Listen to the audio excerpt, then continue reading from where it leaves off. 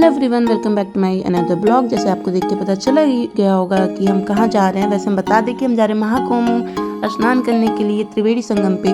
और हम चल दिए अपनी छोटी बहन को लेके अपने साथ में, क्योंकि उसे भी जाना था साथ में हमारे। तो हम लोग निकल पड़े आगे ऑटो पकड़ने के लिए। फिर वहाँ से स्टेशन जाएंगे और फिर स्टेशन से फिर हम वहाँ से पकड़ेंगे ट्रेन और निकलेंगे आगे। तो आप भी हमारे साथ चलिए और सफ़र का मज़ा लेते लेते आप भी देखिए कि हम लोग कैसे गए थे, क्या क्या किए थे। हम लोग आके मार्केट में बैठे हैं। मेरी फ्रेंड आ रही है, उसको लेकर हम निकलेंगे नहाने के लिए। नहाने निकले, स्टेशन जाएंगे, ट्रेन पकड़ेंगे, तब तो पहुँचेंगे। देखते क्या होता है। फिर हमें जिसका बहुत बेसब्री से इंतजार था, मेरी बेस्टी का, फिर वो आ गई। फिर हम साथ में निकल पड़े ऑटो पकड़ के स्टेशन के लिए।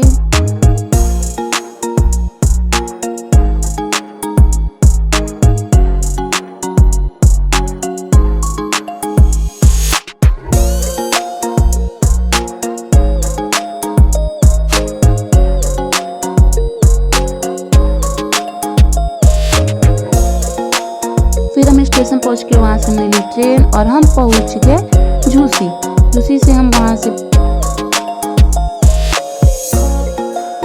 फिर वहाँ स्टेशन पे हमने देखा तो वहाँ भीड़ ज़्यादा नहीं लग रही थी, तो हमने सोचा कि भीड़ है नहीं, तो हमने फ़ोटो वीडियो ले लिए अपने मेमोरी के लिए। लेकिन जैसे इसके आगे पहुँचे, जब आगे गए तो देखिए भीड़ बहुत थी। पर हमने भी जयकारा लगाया और निकल पड़े भीड़ के साथ साथ आगे रास्ते पे।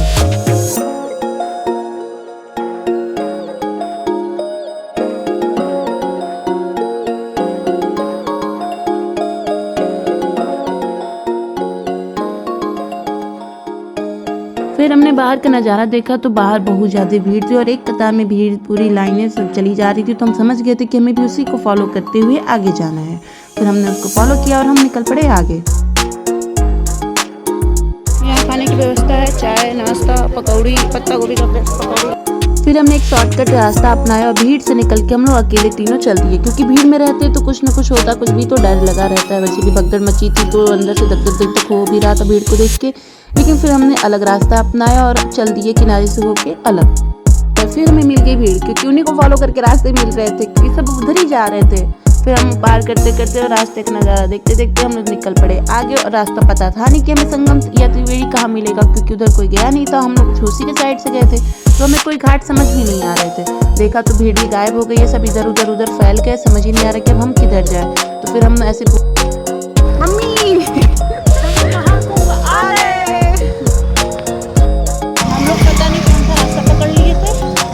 घूमते चले गए थे दूसरे रास्ते पे।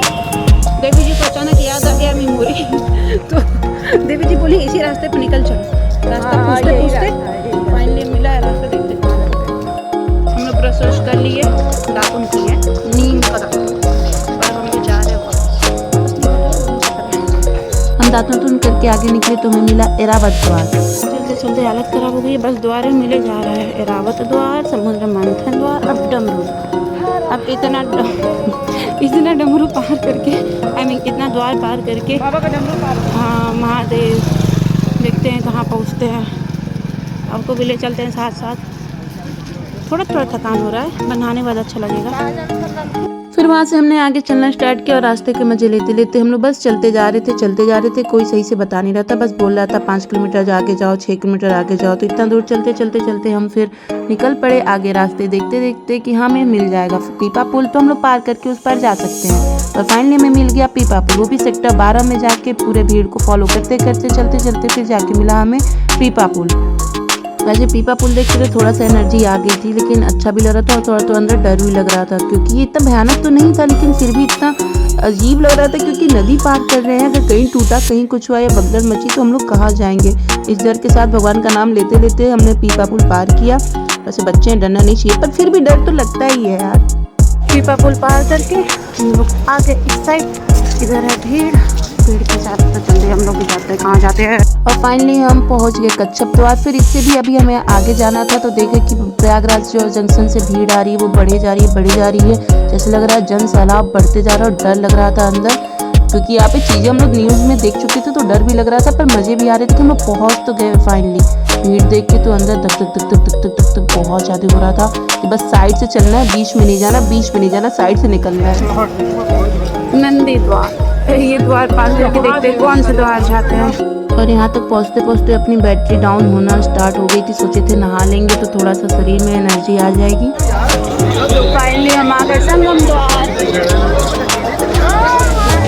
और फाइनली इतना चलने के बाद हमें मिला त्रिवेणी संगम, जहाँ पे सारे अखाड़े वाले ने स्नान किया था और जहाँ पे भगदड़ भी हुई थी, डर भी था, पर बहुत भी अच्छा भी लग रहा था कि हम फाइनली वहाँ पहुँच गए जहाँ हमें आना था। उतने दूर से चलते यहाँ पे इतना भीड़ है, इसमें नहाना है। अभी पता नहीं पानी कहाँ है, दिख नहीं रहा है इतना भीड़ की वजह से। फिर यहाँ पे कैसे भी नहा के वापस भी जाना है। गंगा मैया की जय, आ गए। और फाइनली हमें मिल गया त्रिवेणी संगम, जहाँ पे तीनों देवियों का मिलन है, जहाँ पे गंगा माँ, यमुना माँ और सरस्वती माँ मिलती हैं।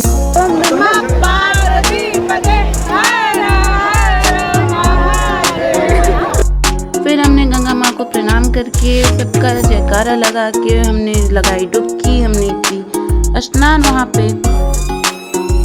फिर हम नहा के आए वापस बाहर। फिर हमने चेंज किया, चेंज करके माता रानी को प्रणाम किया। फिर हमने वहाँ पे 2-4 फोटो लिए अपने मेमोरी के लिए। त्रिवेणी संगम स्नान के बाद मन एकदम शांत, तो बहुत ही अच्छा फील हो रहा था। नहाने के बाद चल दिए वापस। बहुत भीड़ है, बहुत भीड़ है। समझ नहीं आ रहा किधर से आते, किधर जाना है, कहाँ जाए। स्टेशन गायब हो गया है, इधर से लोग आते जा रहे हैं, हम लोग को वापस जाना है। अयो।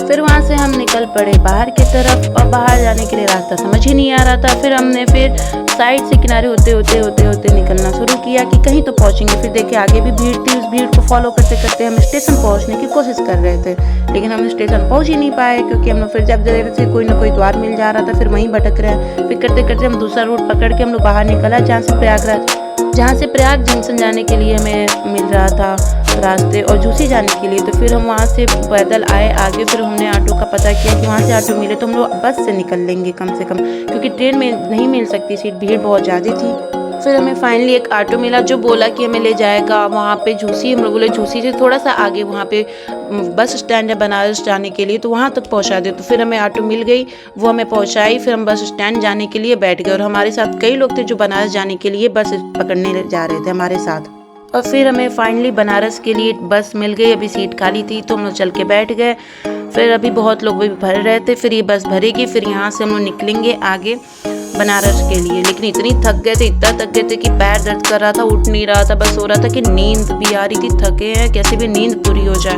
तो हम लोग बस में पूरे बस सो के है। फिर वहाँ जैसे बनारस आए, फिर वहाँ पे उठे, तब तक हालत हो चुकी थी ख़राब। शक्ल देख के तो पता चल ही रहा होगा।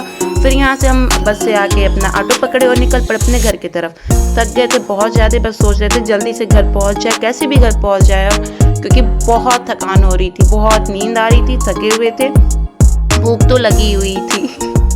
तो चलिए करते हैं इस ब्लॉग को यहीं पे समाप्त, और आपसे मिलते हैं नेक्स्ट ब्लॉग में। आई होप आपको आज का ये अजीब गरीब ब्लॉग पसंद आया होगा। तो तब तक अपना ख्याल रखिए, मस्त रहिए, स्वस्थ रहिए। हर हर महादेव।